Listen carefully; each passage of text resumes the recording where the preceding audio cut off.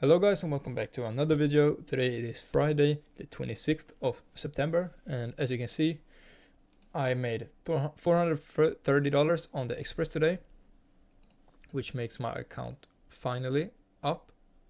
I'm up $100 on the account. It's the first time I'm up on the account since getting it, which feels really nice. I'll walk you through the trade I took here and what my bias was. So coming into the day, I was kind of torn. I didn't really know what price wanted to do. We made this low yesterday, and in the PM session we came down and made this SMT, a higher time frame SMT, and I saw this as being protected and that we're probably not gonna trade below this today.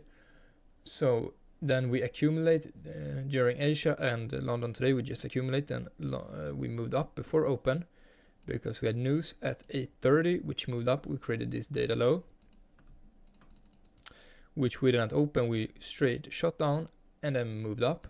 So we took a data low, we made a bullish SMT here and with this low, and then we shopped for a bit. I was kind of feeling a long here. However, ES took out this high before we made this move down and created a bearish SMT, which led me to not wanting to catch a short or catch a long. Otherwise I found it nice, and I wasn't really sure what to wait for here. We had this 15-minute unfilled fair value gap with this low right above it, which was a very nice thing to target, and ES was a lot stronger at this point. It came up and swept out this previous London high, which was yesterday's London high, I believe. Yeah, it was. So ES swept out that, and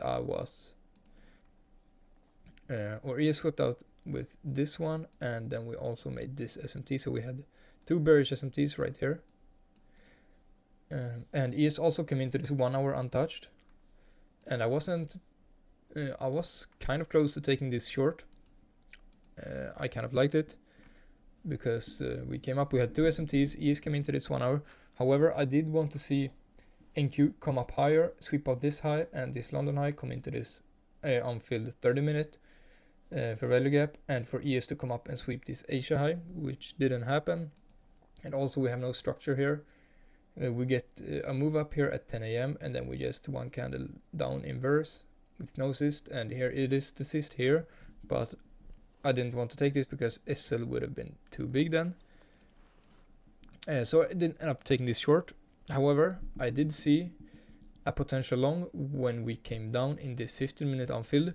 We made an SMT with ES right here since NQ swept this low and ES didn't. So I was just looking for a short to rebalance price after this downward move, and we also had this very nice internal liquidity to target. When we have internal liquidity like this, accumulative liquidity within the rebalance range, it is very high probability to target that, and that we're gonna take it. So I just waited for us to come into this 15-minute, and we also came into this 15-minute order block, which we might have just tapped the 50% level. Let's see. Okay, we went below, but we came into this order block. So I was then waiting for, this was the deciding factor if I was gonna take this or not. It was either the 15-minute candle here would disrespect or respect this bullish FEG, which right when it was about to close, we made this move up and respected the fair value gap, which is also this move. So this candle was created at the same time, and we respect this 1 minute at the same time as we respect this 15-minute bullish. So I entered. I'll show you here. I have recording of it. So I just entered right when we got that close, but price just shot down immediately and gave me a really good entry. I could have just as likely had entry right here basically, but it gave me a very good entry there. And here I wasn't feeling too happy since it's not nice when price just instantly goes down towards your SL when you enter. But I had some confidence that this fair value gap was gonna hold, and we just started to compress and make smaller candles, and still respecting the farewell gap, but this wasn't really the price I wanted to see. I wanted to see us respect up, but here I get some hope when we make that big move up. And then another candle here. So here I went break even because I had break even at this high since we took out this high, and we also came into a 5 minute right there. So that was my break even line, which it isn't like the nicest thing to go break even when you're this close to the high. Could have basically just hit break even right there. As you can see here, it was very close to retracing back to my break even, but I got saved and didn't hit my break even. And when we make this big candle up and close here, I'm feeling very confident, and then we just shoot up. So here is where I make some mistakes, because as you can see, I have my target up here, and I have a reason for that, because it is the 0.5 level, and it's also the level where we sweep out all of this liquidity. So what did I do? I just basically, based off fear, because I haven't been taking any good trades recently, so when I'm in profit I want to secure that profit. So I put out a sell limit for 2 contracts here, which it isn't the worst thing, it's not a bad target really, but I end up removing that and taking out 2 manually right here before this level. And it's like, why would we go up here to not at least come up and take these highs and rebalance price? So yeah, I took out 2 just based off fear, and here I took out another one once we came up at this high. And it's also like, why would I take off one here when we're this close to the 0.5? And here I exit the last one. So what I did wrong here is, yeah, this target up here, I could have had it here, but it isn't like the most secure target, you can say.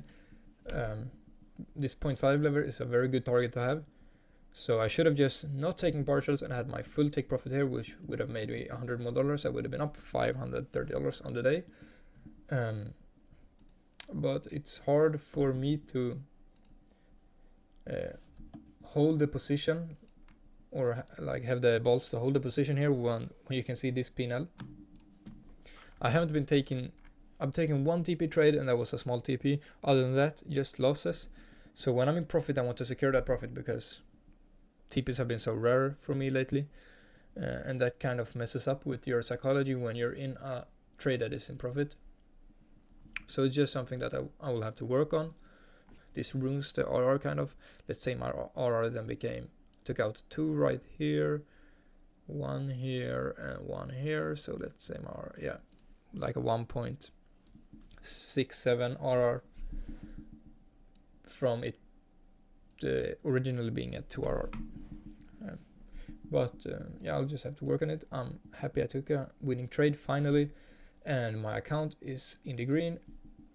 And it's Friday, and I'm going to Spain on Monday, so very nice way to end the week.